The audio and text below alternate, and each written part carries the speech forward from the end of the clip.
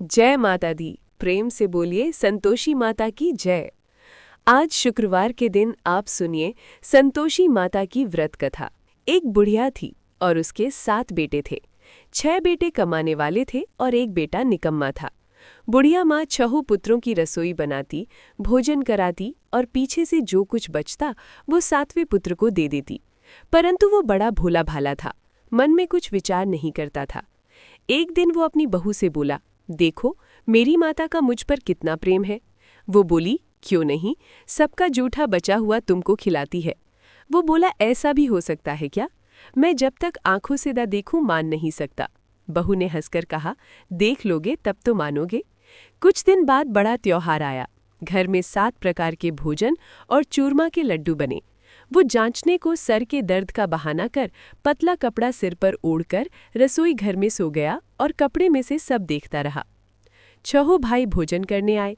उसने देखा माँ ने उनके लिए सुंदर सुंदर आसन बिछाए, 7 प्रकार की रसोई परोसी। वो आग्रह करके जिमाती रही। वो देखता रहा। 6 भाई भोजन कर उठे, तब माँ ने उनकी जूठी थालियों में से लड्डुओं के टुकड़ों को उठाया और एक लड्डू बनाया। जूठन साफ करके बुढ़िया माँ ने पुकारा, उठ बेटा, 6 भाई भोजन कर गए, अब तू ही बेटा बाकी है, उठ और तू कब खाएगा? वो कहने लगा, माँ मुझे भोजन नहीं करना, मैं परदेस जा रहा हूँ। माता ने कहा, कल जाता तो आज ही जा। वो बोला, हाँ हाँ आज ही जा रहा हूँ। ये कहकर वो घर से निकल गया। चलते समय उसे बहू की याद आई। वो गौशाला में कंडे थाप रही थी। वो उसे जाकर बोला कि मेरे पास तो कुछ नहीं है, ये अंगूठी है सो ले लो और अपनी कुछ निशानी मुझे दे दो।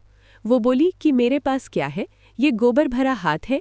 ये कहकर उसकी पीठ में गोबर के हाथ की थाप मार दी और वो चल दिया। चलते चलते दूर देश में पहुंचा। वहां पर एक साहूकार की दुकान थी। वहां जाकर बोला, भाई मुझे नौकरी पर रख लो। साहूकार को नौकर की जरूरत थी। साहूकार उससे बोला, तो नौकरी पर रह जा। लड़के ने पूछा, तनख्वाह क्या रहेगी? साहूकार ने कहा, काम देखकर दाम मिलेंगे। साहूकार की नौकरी मिल गई। वो सवेरे 6 बजे से रात्रि 12 बजे तक नौकरी करने लगा।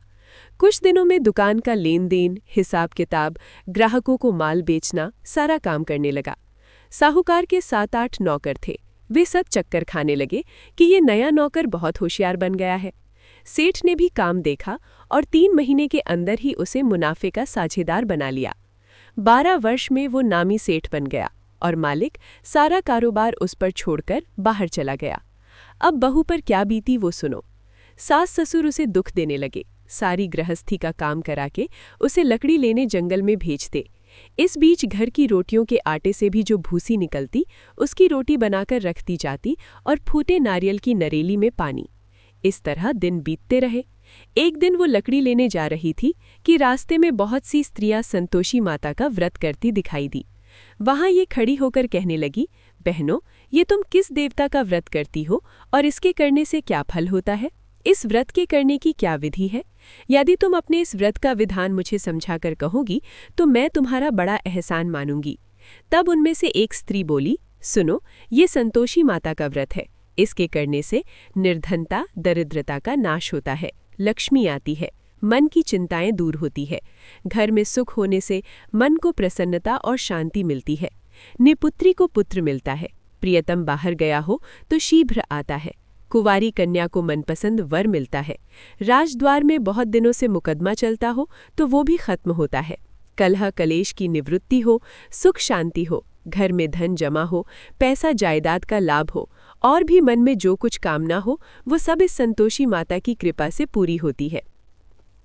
स्त्री कहने लगी, 1.25 आने का गुड़ चना लेना, इच्छा हो तो 5.25 आने का लेना या 1.25 रुपए का भी सहूलियत के अनुसार ही लेना, बिना परेशानी, श्रद्धा और प्रेम से जितना भी बन सके सवाया लेना।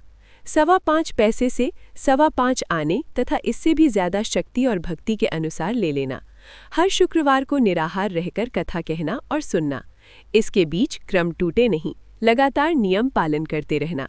सुनने वाला कोई न मिले तो घी का दीपक जलाकर उसके आगे जल के पात्र को रखकर कथा कहना, परंतु नियम न टूटे। जब तक कार्य सिद्ध न हो नियम पालन करना और कार्य सिद्ध हो जाने पर व्रत का उद्यापन करना। 3 मास में माता फल पूरा करती हैं। यदि किसी के खोटे ग्रह हो तो भी माता 1 वर्ष में अवश्य कार्य सिद्ध करती हैं। कार्य सिद्ध होने पर ही उद्यापन करना चाहिए, बीच में नहीं करना चाहिए। उद्यापन में 2.5 सेर आटे का खाजा तथा इसी अनुसार से खीर तथा चने का साग बनाना, 8 लड़कों को भोजन कराना, जहाँ तक मिले देवर जेठ भाई बंधु कुटुंब के लड़के लेना, ना मिले तो रिश्तेदारों और पड़ोसियों के लड़के बुलाना, उन्हें भोजन कराकर यथाशक्ति दक्षिणा देना और माता का नियम पूरा करना। उस दिन घर में कोई खटाई नहीं बनाना। ये सब सुनकर बुढ़िया की बहू वहां से चल दी। रास्ते में लकड़ी के बोझ को बेच दिया और उन पैसों से गुड़ चना लेकर माता के व्रत की तैयारी करने लगी। आगे चली और सामने मंदिर है, ये सुनकर माता के मंदिर में जाकर माता के चरणों में लोटने लगी। इसके बाद वो माँ से विनती करने लगी कि हे माँ, मैं निपट मूर्ख हूँ, व्रत के नियम कुछ नहीं जानती हूँ, मैं बहुत दुखी हूँ।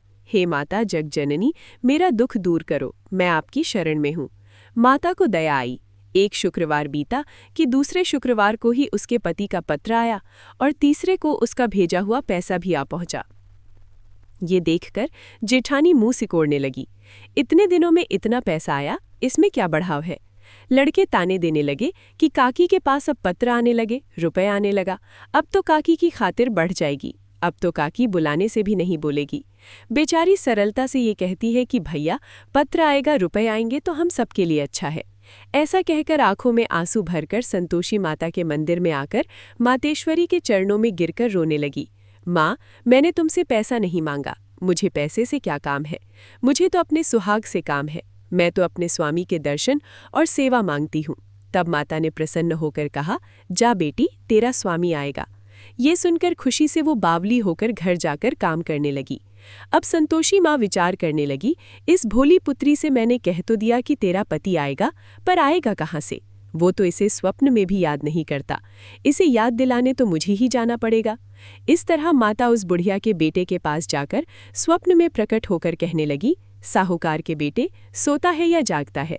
वो कहता है, माता सोता भी नहीं हूँ, जागता भी नहीं हूँ, बीच में ही हूँ, कहो क्या आज्ञा है?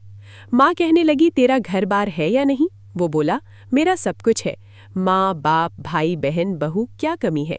माँ बोली, पुत्र, तेरी घरवाली कष्ट उठा रही है, माँ बाप उसे दुख दे रहे हैं, वो तेरे लिए तरस रही है, तो उसकी सुध ले। वो बोला, हाँ माता, ये तो मुझे मालूम है, परंतु जाऊं कैसे? परदेश की बात है, लेन देन का कोई हिसाब नहीं, कोई जाने का रास्ता नजर नहीं आता, कैसे चला जाऊं? माँ कहने लगी, मेरी बात मान, सवेरे नहा धोकर संतोषी माता का नाम लेकर घी का दीपक जलाकर दंडवत कर दुकान पर जा बैठना। देखते तेरा लेन देन चुक जाएगा, जमा माल बिक जाएगा, सांझ होते होते धन का ढेर लग जाएगा। अब तो वो सवेरे बहुत ही जल्दी उठकर मित्र बंधुओं से अपने स्वप्न की बात कहता है। वे सब उसकी बात अनसुनी करके खिल्ली उड़ाने लगे। कहीं सपने भी सच्चे होते हैं? एक बूढ़ा बोला, देख भाई, मेरी बात मान, इस तरह सांच झूठ कहने के बदले देवता ने जैसा ही कहा है वैसा ही करना, तेरा क्या जाता है? अब बूढ़े की बात मानकर वो नहा धोकर संतोषी माता को दंडवत कर घी का दीपक जलाकर दुकान पर जा बैठता है।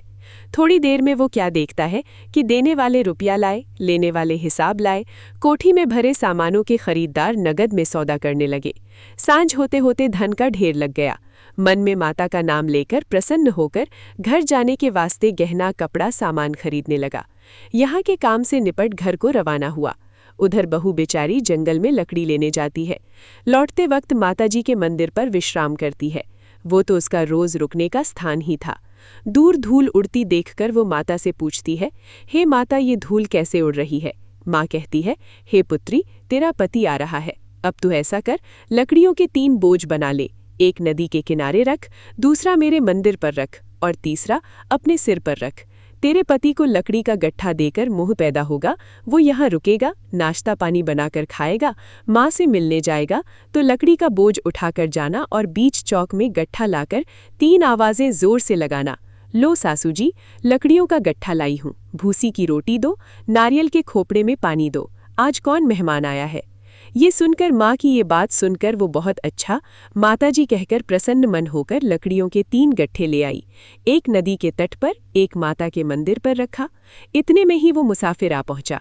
सूखी लकड़ी देखकर उसकी इच्छा हुई कि अब यहीं निवास करे और भोजन बनाकर खाए। इस प्रकार भोजन बनाकर विश्राम लेकर गांव को गया। उसी समय बहू सिर पर लकड़ी का गट्ठा लिए आती है, उसे आंगन में डालकर जोर से 3 आवाज देती है, लो सासू जी, लकड़ी का गट्ठा लो, भूसी की रोटी दो, नारियल के खोपड़े में पानी दो, आज कौन मेहमान आया है। ये सुनकर उसकी सास अपने दिए हुए कष्टों को भुलाने हेतु कहती है, बहू ऐसा क्यों कहती हो, तेरा मालिक ही तो आया है, बैठ मीठा भात खाकर कपड़े गहने पहन। इतने में आवाज सुनकर उसका स्वामी बाहर आता है और अंगूठी देखकर व्याकुल हो जाता है। माँ से पूछता है, माँ ये कौन है। माँ कहती है, बेटा ये तेरी बहू है। आज 12 वर्ष हो गए, जब से गया है तब से सारे गांव में जानवर की तरह भटकती फिरती है, कामकाज घर का कुछ करती नहीं, 4 समय आकर खा जाती है। अब तुझे देखकर भूसी की रोटी और नारियल के खोपड़े में पानी मांगती है। वो लज्जित होकर बोला, ठीक है माँ, मैंने इसे भी देखा और तुम्हें भी, अब मुझे दूसरे घर की चाबी दो तो मैं उसमें रहूंगा। ठीक है बेटा, जैसी तेरी मर्जी। ये कहकर माँ ने चाबी का गुच्छा उसे दे दिया। उसने माप लेकर दूसरे कमरे को खोलकर सारा सामान जमाया और एक दिन में ही वहां राजा के महल जैसा ठाठ बाट बन गया। अब क्या था, वो सुख भोगने लगी। इतने में अगला शुक्रवार आया। उसने अपने पति से कहा, मुझे माता का उद्यापन करना है। उसका पति बोला, बहुत अच्छा, कर लो, अपनी खुशी से ये भी कर लो। तुरंत ही वो उद्यापन की तैयारी करने लगी, जेठ के लड़के को भोजन के लिए कहने लगी। उसने मंजूर किया, परंतु पीछे जेठानी अपने बच्चों को सिखाती है, देखो भोजन के समय सब लोग खटाई मांगना, जिससे इसका उद्यापन पूरा ना हो। लड़के खाना खाने आए, खीर पेट भर कर खाई, परंतु बात याद आते ही कहने लगे, हमें कुछ खटाई खाने को दो, खीर खाना हमें भाता नहीं, ये देखकर अरुचि होती है। बहू कहने लगी, खटाई किसी को नहीं दी जाएगी, ये तो संतोषी माता का प्रसाद है। लड़के उठकर खड़े हुए और बोले, पैसे लाओ। बहू कुछ जानती नहीं थी, सो उन्हें पैसे दे दिए। लड़के उसी समय उठकर इमली लेकर खाने लगे। ये देखकर बहू पर माता ने कोप किया। राजा के दूत उसके पति को पकड़कर ले गए और जेठ जेठानी मन माने खोटे वचन कहने लगे। लूट लूट कर धन इकट्ठा कर लाया था, सो राजा के दूत उसे पकड़कर ले गए हैं। अब सब मालूम हो जाएगा जब जेल की रोटी खाएगा। बहू से ये वचन सहन नहीं हुआ। रोती रोती माता के मंदिर में गई और बोली, हे माता, तुमने ये क्या किया, हंसाकर क्यों रुलाती हो। माता बोली, पुत्री, तूने उद्यापन करके मेरा व्रत भंग किया, इतनी जल्दी सब बातें भुला दी।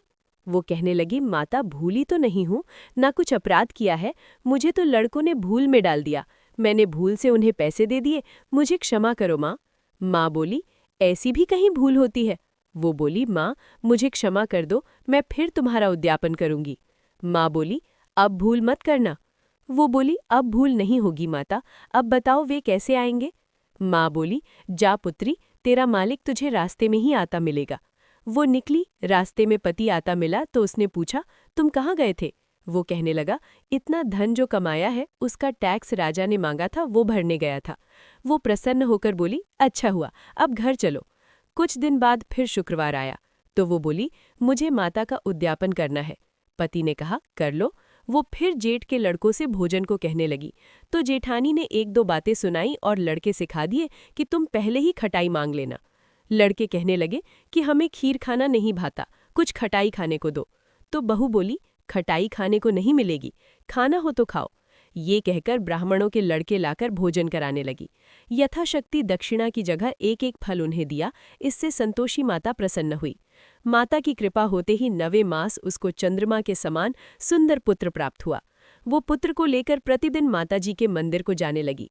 माँ ने सोचा कि ये रोज आती है, आज क्यों न मैं ही इसके घर चलूं, इसका आसरा देखूं तो सही। ये विचार कर माता ने भयानक रूप बनाया। गुड़ और चने से सना मुख, ऊपर से सूंड के समान होंठ, उस पर मक्खियां बिनबिना रही हैं। दहलीज में पैर रखते ही उसकी सास चिल्लाई, देखो कोई चुड़ैल डाकिनी चली आ रही है, लड़को इसे भगाओ, नहीं तो किसी को खा जाएगी।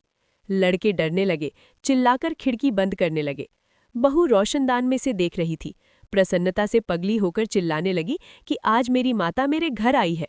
ये कहकर बच्चे को दूध पिलाने से हट जाती है। इतने में सास का क्रोध फूट पड़ा। वो बोली कि इसे देखकर कैसे उतावली हुई जो बच्चे को पटक दिया। इतने में माँ के प्रताप से जहां देखो वहां लड़के ही लड़के नजर आने लगे। बहू बोली, माँ जी, मैं जिनका व्रत करती हूँ ये वो संतोषी माता है। इतना कहकर झट से सारे घर के किवाड़ खोल दिए और सब ने माता के चरण पकड़ लिए और विनती कर कहने लगे, हे माता, हम मूर्ख हैं, अज्ञानी हैं, तुम्हारे व्रत की विधि हम नहीं जानते हैं, तुम्हारा व्रत भंग करके हमने बहुत बड़ा अपराध किया है। हे माता, बहू को जैसा फल दिया वैसा सबको देना। जो भी ये कथा पढ़ेगा या सुनेगा उसके सभी मनोरथ पूर्ण होंगे। प्रेम से बोलिए संतोषी माता की जय।